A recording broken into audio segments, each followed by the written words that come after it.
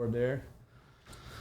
Welcome to the Circuit of Success. I'm your host, Brett Gilland, and today I've got Don Harper Nelson with me. Don, how you doing? I'm doing pretty good this beautiful, beautiful morning. It's awesome to have you here. What people probably can't see on the cameras I know. is, so we got some, what do we got here? We got the good stuff. I brought my Olympic medals with me, my World Championship medals, and also my Diamond League trophy. And so, I always say I love to bring them out. I feel like I did not win them just for me. I literally won them for my country, for everyday people. And so I love to have people touch them and just be like, oh, that's heavy. This one's big. And it's really cool to see all the different questions and responses. Well, that's what you got from us. Exactly. The guys in the office here. We're like, man, look at that. That's so cool. So you are 100 meters hurdle, the gold medal in the 2008 Beijing Olympics, the silver medal in the 2012 London Olympics, the 2017 World Championships, first American hurdler to win the gold medal and then a medal in the next Olympics. Yes, sir. 2022 UCLA Hall of Fame. Ooh, what?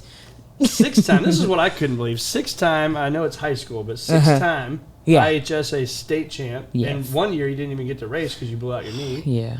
Somebody who was on a Wheaties box told me a story about that. And we're going to talk about it later. Our friend Jackie Joyner Kersee.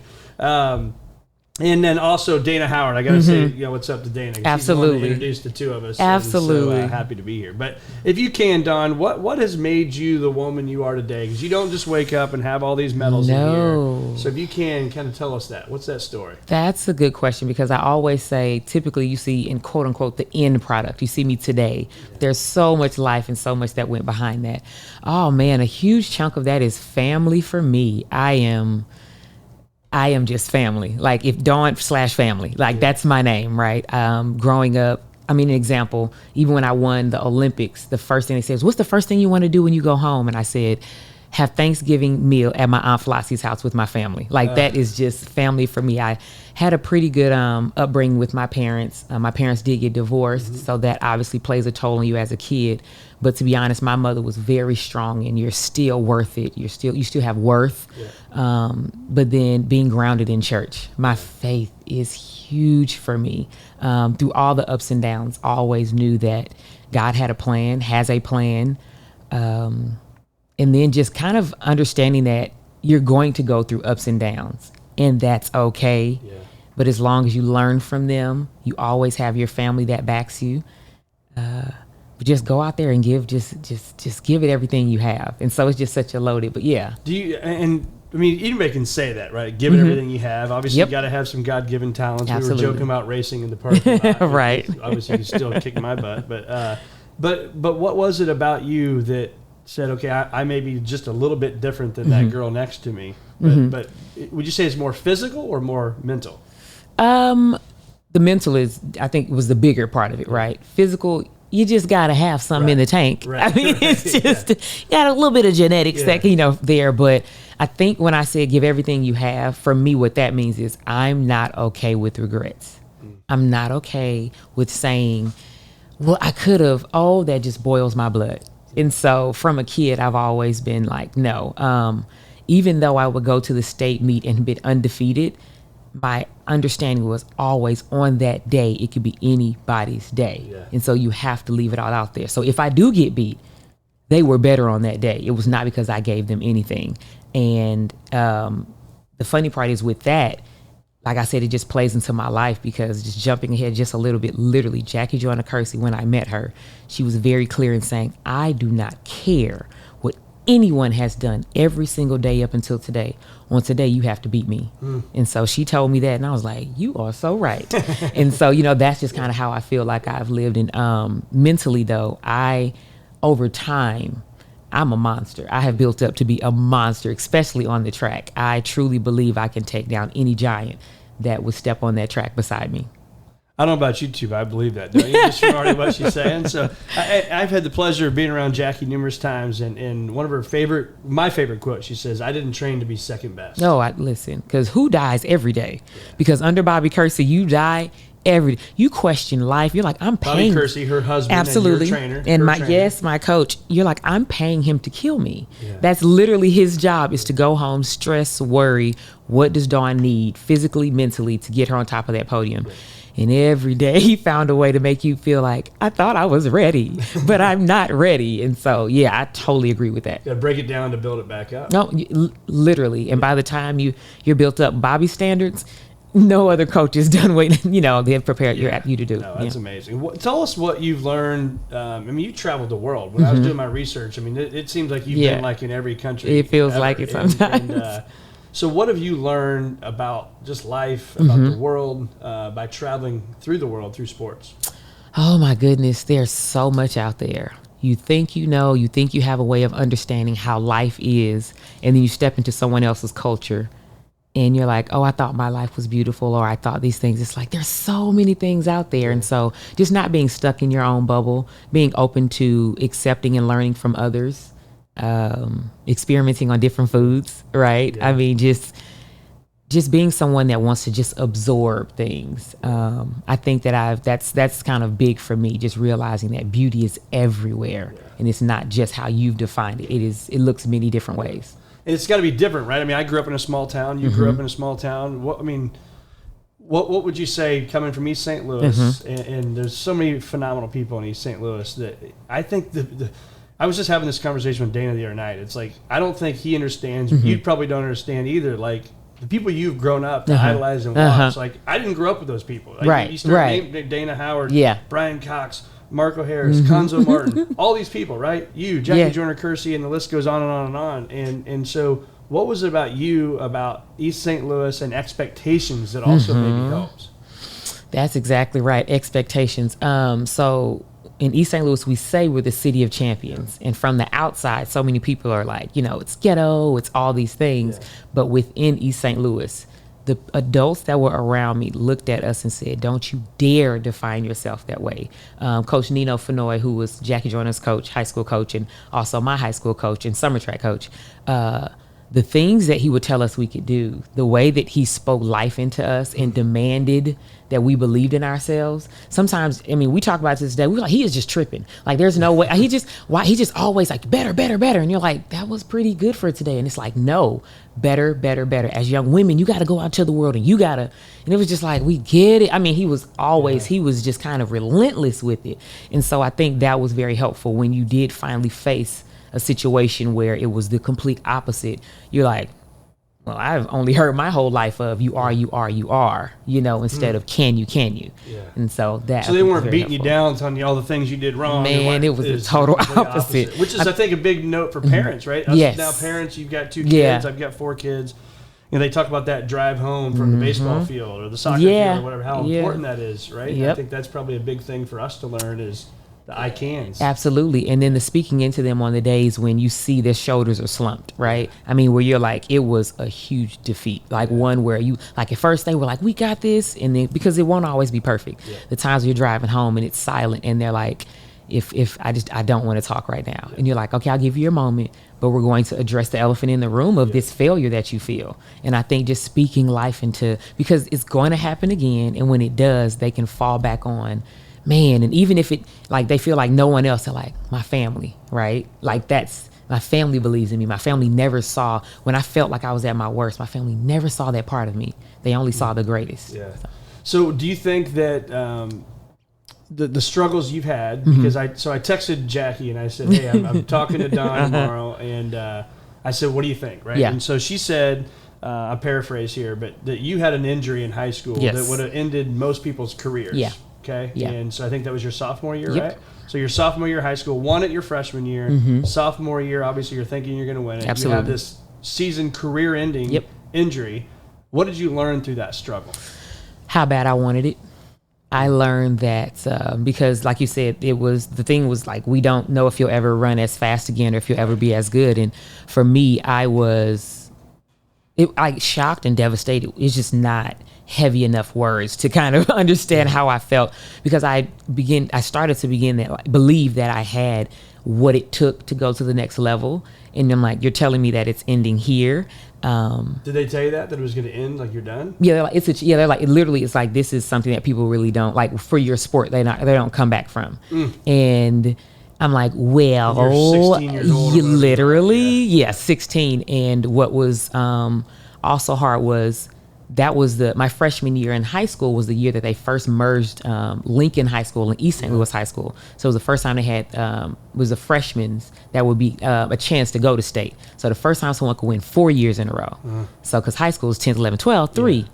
People have done that. No one's done 4. And so when I won my freshman year, talks about that for basketball. Oh, really? He did it in basketball, and that's sweet. And so he didn't because they weren't combined. Okay, okay. Well, no, exactly. Me neither. Right. No, and so literally, so my freshman year, I broke the state record, 100 hurdles, 300 hurdles, and won them both. And it's like, I'm on my way. Sophomore year, I'm like, I'm undefeated. If things go well, you're right on your way. And when I got the injury, it was just like, I can run through it. I can still run through this. Right.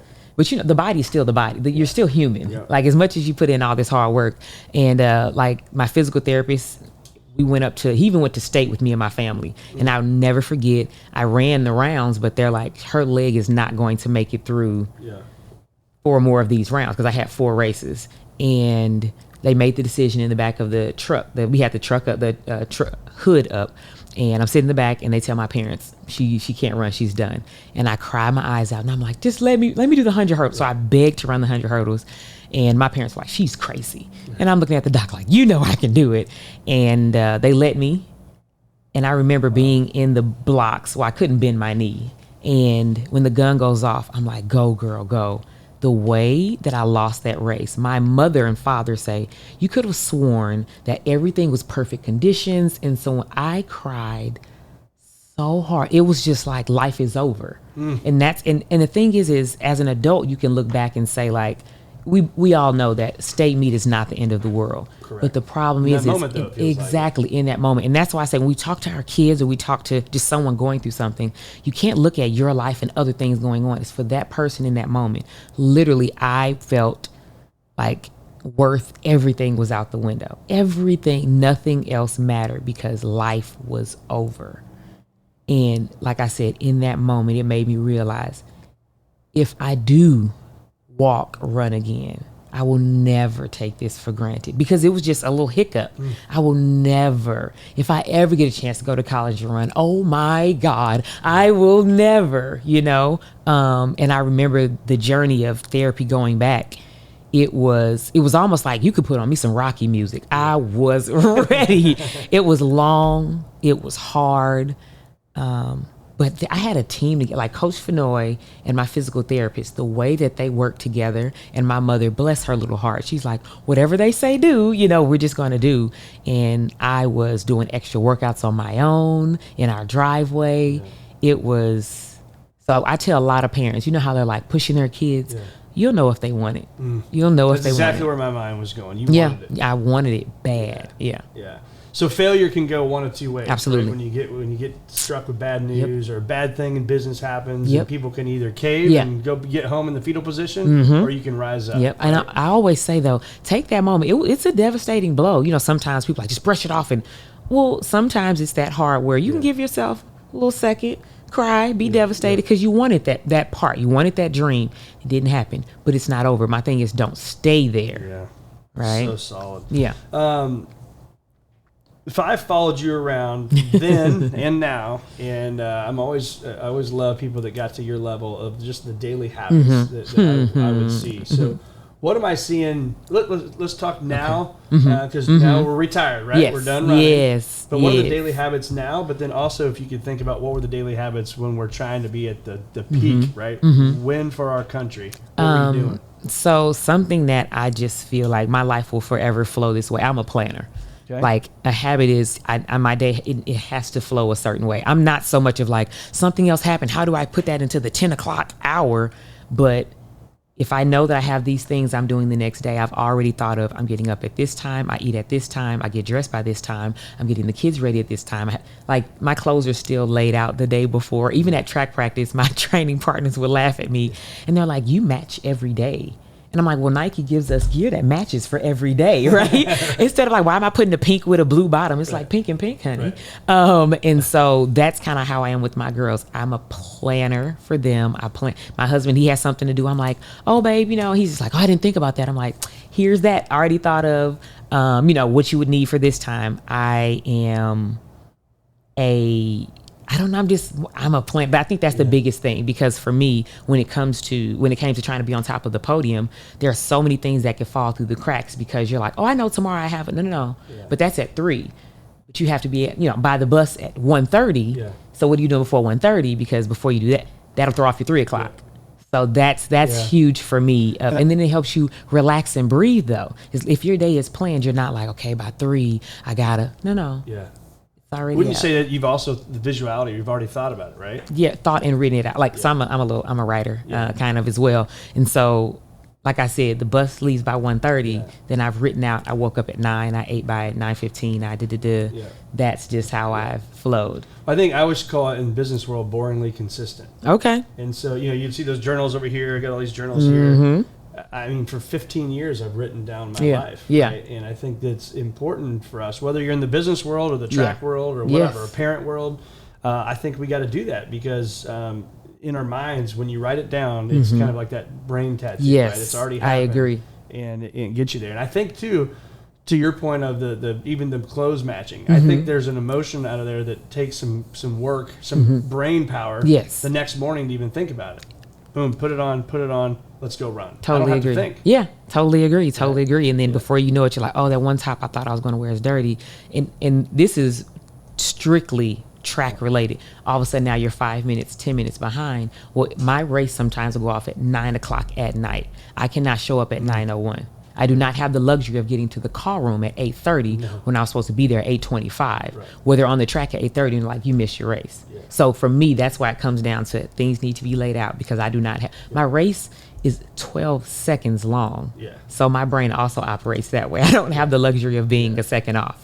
So I'm going to grab this one right here. Absolutely. So the camera can see this. So this is a gold medal. Yes. It's pretty cool to be holding it. I mean, that's amazing. So the Beijing Olympics 2008. Walk us through that 12 seconds. Oh, wow. Ooh, okay. You went there. That 12 seconds is chaos. It is beauty. It's all the things. So literally, Bobby Kersee told me in the hurdles, we all know, you see, it's carnage can happen. Yeah. Someone's running well, hit a hurdle, so he's like, I need you to run like a horse with blinders on. I do not care what happens to your left or your right. I need you to have blinders on because in each round, someone beside me had tripped up and fell. So he's like, in this finals is going to once again be carnage. And I remember setting my blocks and I'm like, Dawn, you gotta go. Dawn, you have to go. Dawn, you gotta go. And they were in the blocks and like runners on your mark. And of course, that is like, once I get in these blocks, after 12 seconds, I will know my fate. Like, when can you say in 12 seconds you will know your fate? And it's literally all up to you. You've done this a million. I've been at UCLA and run on that track and run this 12 seconds over and over and over again. The only thing that will mess this up is me. That is a very heavy weight. That is very heavy. But oh, do I welcome it because I have trained for this moment for years and set. They shoot the gun and you die. Yeah. It is complete. I mean, every muscle is flexed, everything. And I go over the first hurdle, second hurdle. And by third or fourth hurdle, I see Delorine London from Jamaica. Her foot is slightly in front of mine. And I say, now, I'm supposed to have blinders on, but you still feel competition. Yeah, sure. And I say, well, you're not winning. You need to move. You need to work. Go to work. So that's what I tell myself. How fast that brain's working. Go to work. And by 5, 6, I'm now moving. Now, I don't know what's going on. I can't see anymore. I'm like, okay, 6, 7, 8, 9, 10. When I come off of 10, lean for your life. I lean, and by the time I look up to kind of comprehend where I am again, I don't like everyone is now on the side of me. And so I look over and I see Sally from Australia. She starts screaming and hollering and jumping. And I'm like, I got second, because I knew it wasn't 8 people in front. I've watched the video 10 times. So and I'm like, okay, I got second.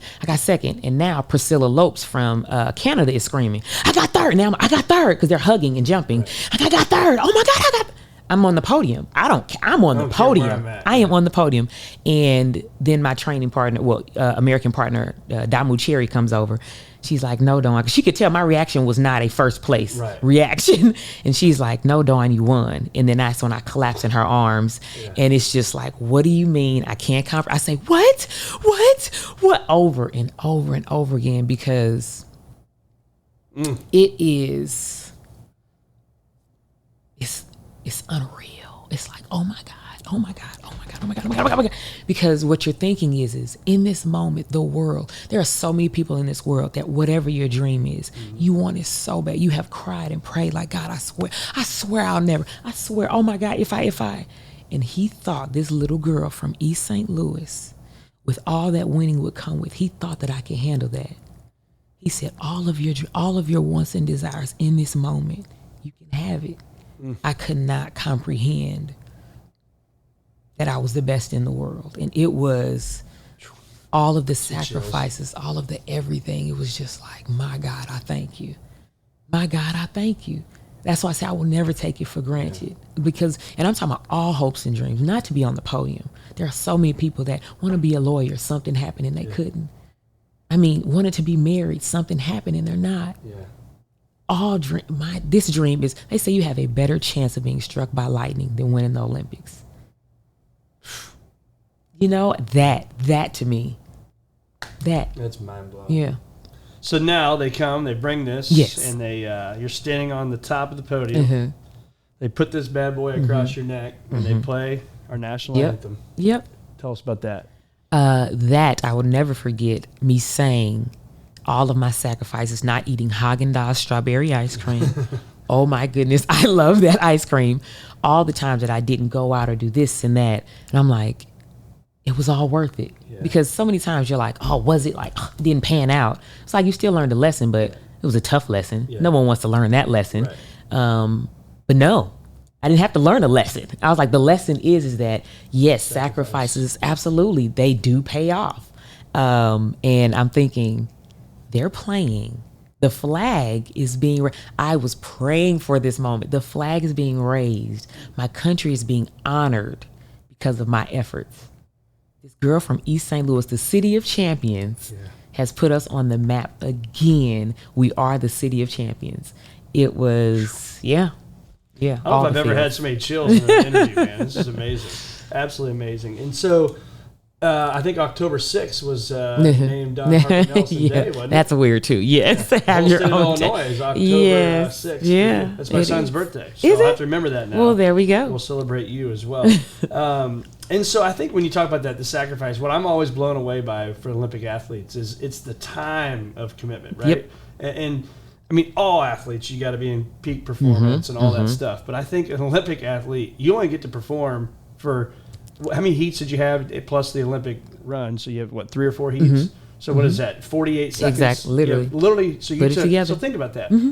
4 years, more than 4 years of work. Yeah, right. I know really, what you're saying. Yes. 4 years of work for 48 seconds. Yes. And that's why I heard someone say, you know, when you see people like cross the line, they've won a medal, they're like, why is everyone always crying and so much? What? Yeah. You don't understand.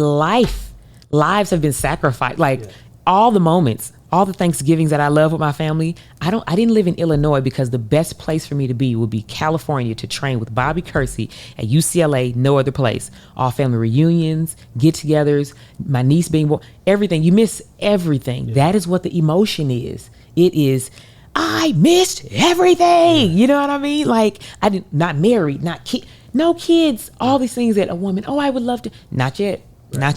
Yeah. That's why we lose it at the finish line. And guys too, just all the things that they've sacrificed as well.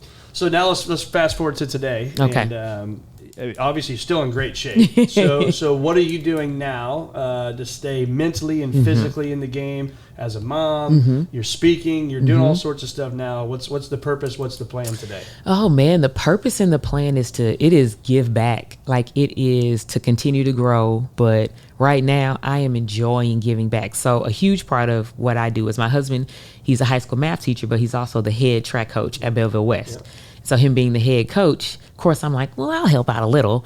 And, of course, he's like, I would never ask you to come every day, but you just find yourself falling in love with those raggedy little boys, right? They're hilarious. They're crazy. They have all the questions. And then I'm this female, because I'm not Olympic champion at first. When you first come in, you're Mr. Nelson's wife. The ones now, they know me, but the younger ones, it's like, who is this? They don't say it, but like, who's this chick telling me? Right. Like, knees up, toes up. Okay, knees up, toes up. And eventually, I'm like, okay. And I'm like, don't say nothing.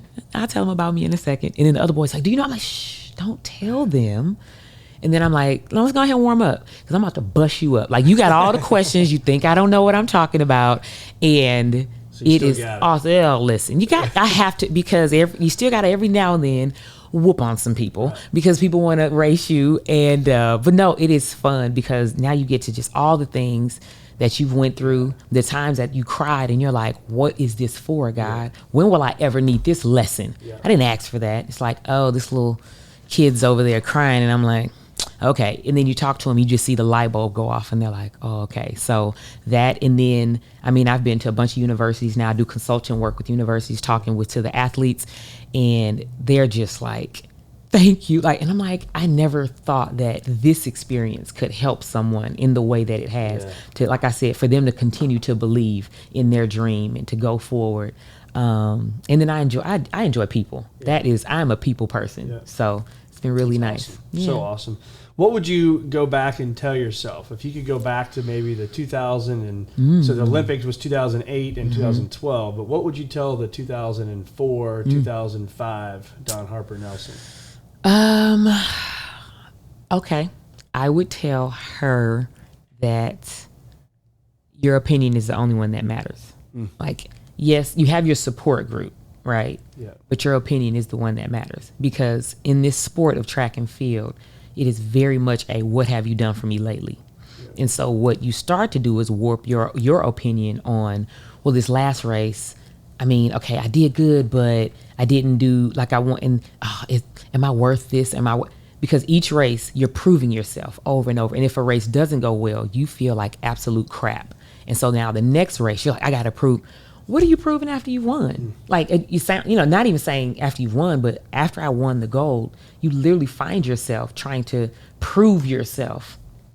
Yeah. What else so my thing is if winning the gold medal doesn't satisfy people. Yeah. So your opinion, 2004, Dawn, you have won, quote unquote, nothing on the standard that you want. You are still worth it, and your opinion is the only one that matters.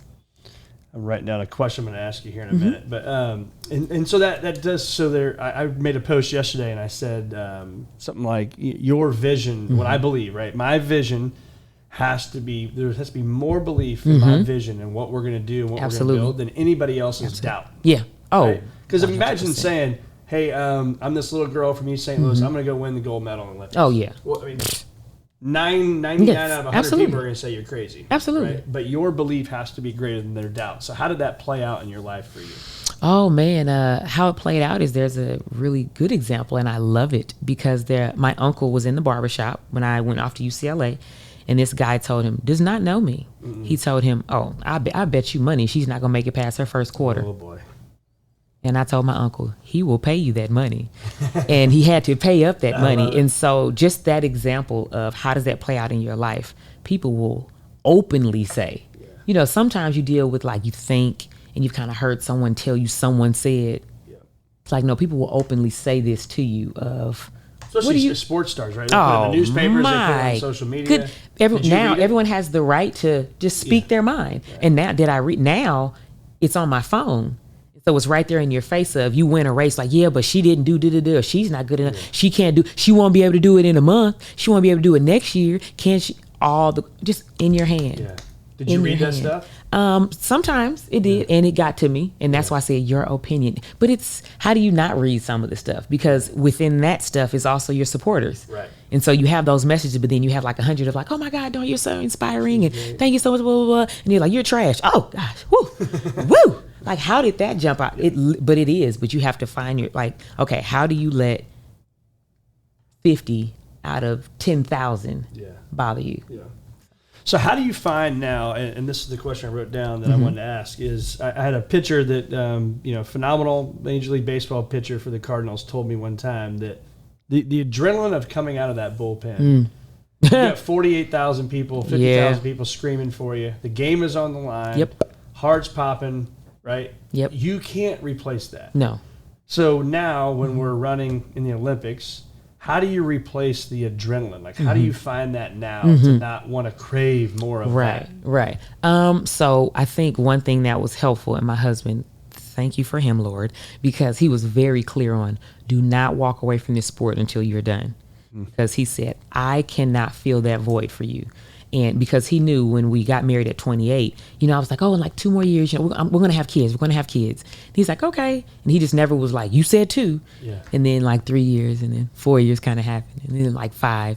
And I remember just feeling kind of that weight of like, oh, I told him, but I don't really want to bring it back up because I'm still having fun kind of competing. He never questioned, never said, hey there, lady, you kind of said.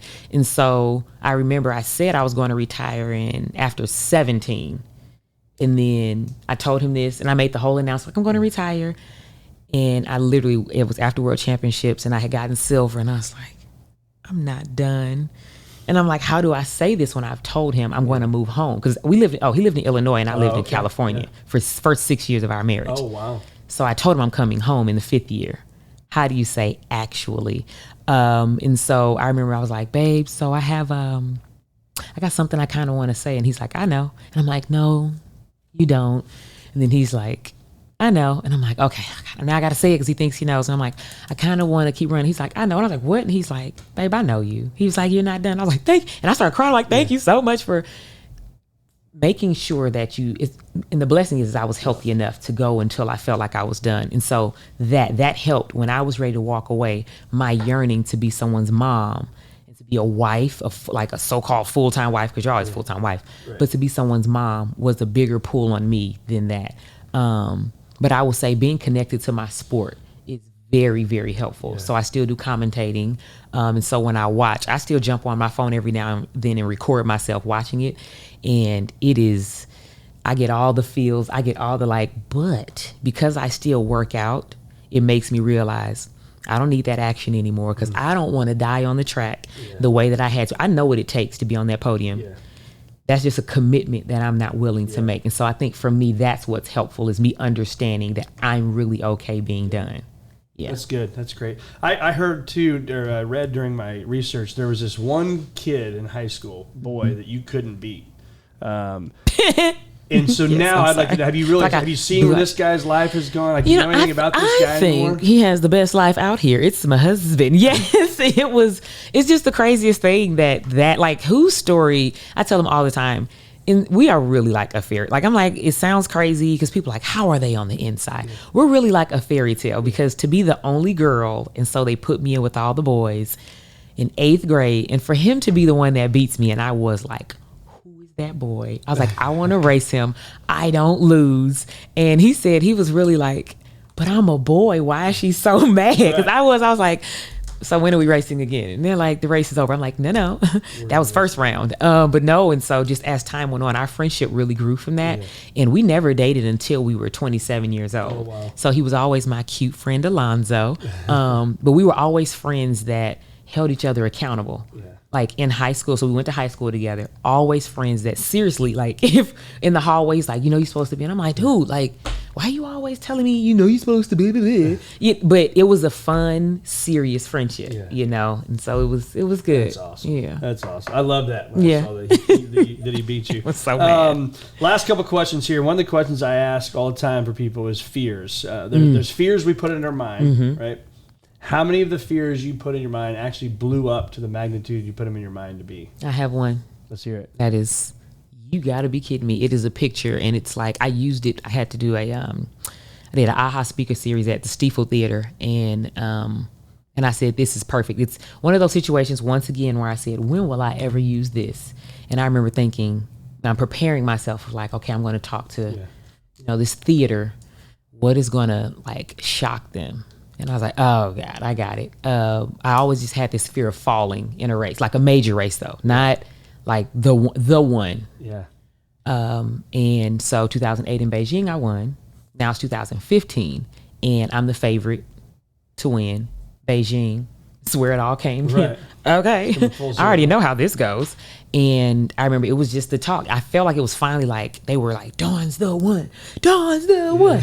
And gun goes off. And my coach, we had been really working on, we're going to stay head down, and we're really running through those first 2 hurdles. We're going to drive. We're moving.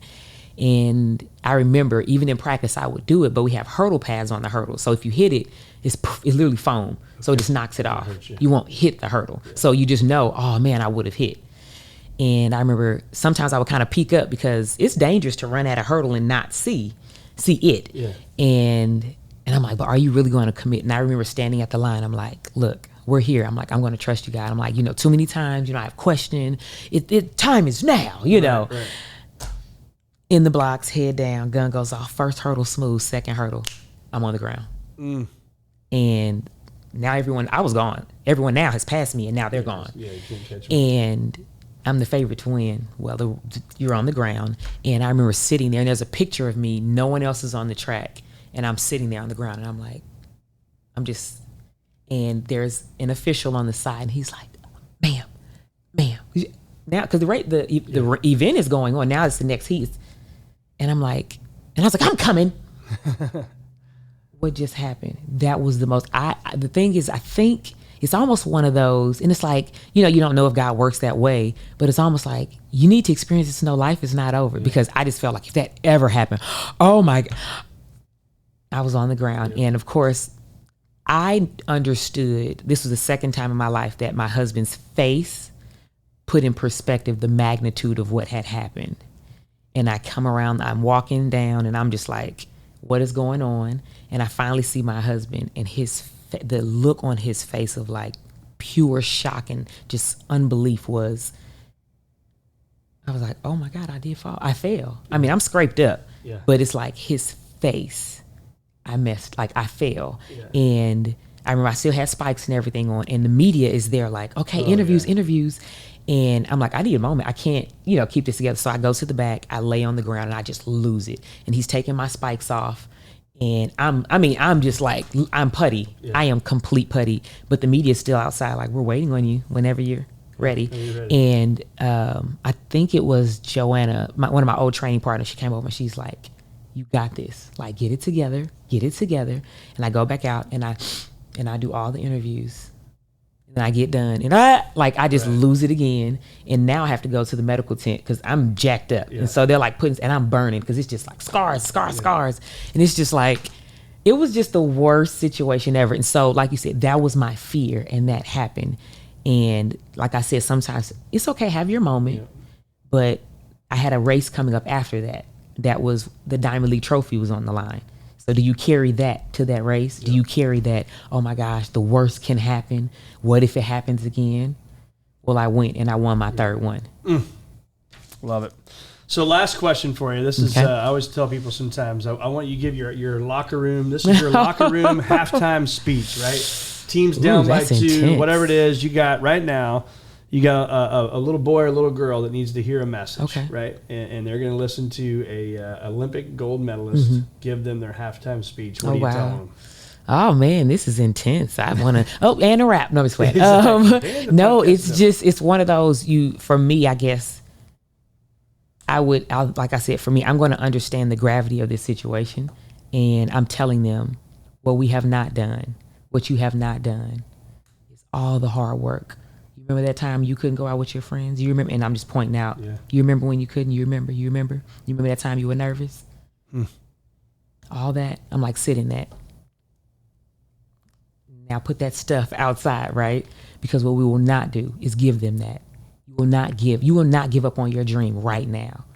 Tomorrow you will be smiling. Tomorrow you will be happy because you went out there and you left it all on the line. What we're going to do is go win. What we're going to do is work for this is the last sacrifice. Yeah. Right? Go out there and kill. Kill. I'm not here to be soft with my words. Kill. I'm not here to be soft with my words. No, kill. And do you think God wants abundance thinking? Like they want you to. He wants you to think. Oh, right? Like, I mean, you said abundance thinking. Yeah. Absolutely. I just feel like if it's not meant to be, it won't be because I'm like, well, maybe I shouldn't. Yeah. I want it all. Yeah. And so if I don't get it, it's because I wasn't supposed to have it. I want it all. So go out there and and it's funny when I say, soft talking, because sometimes, it's like, oh, is that kind of harsh? No, I say kill. When I say kill, I'm talking about go out there and execute everything. Whatever sport this is, soccer, you know when this person makes that move, you know what you're supposed to do. Yeah. Don't second guess it. Do it. It is second nature by this point. If we are in this game, you have been here before. That means you deserve to be here. If we had a track meet and you get to the third hurdle, you know what move you're supposed to make. Don't you second guess. If you second guess, you're giving them another inch. We don't have inches in track and field that we can give. It's pretty badass. I'm fired up. I could run through a brick wall right now. All right. No. Well, Don Harper Nelson, thank you so much for being on the Circuit of Success. Where do our listeners find more of you, and where can they find you? Yes, absolutely. So Instagram and Twitter is the same, DHarp100MH, and then Facebook is my name, Dawn Harper Nelson. Awesome. Well, thanks so much for being with us today. Of course. Amazing story. Thank you for bringing all this stuff. Of course. Not every day you get to hold a Olympic gold medal, so it's an honor to be able to do that. And your hard work. Amazing. Absolutely. Thank you so much for having me. This is awesome.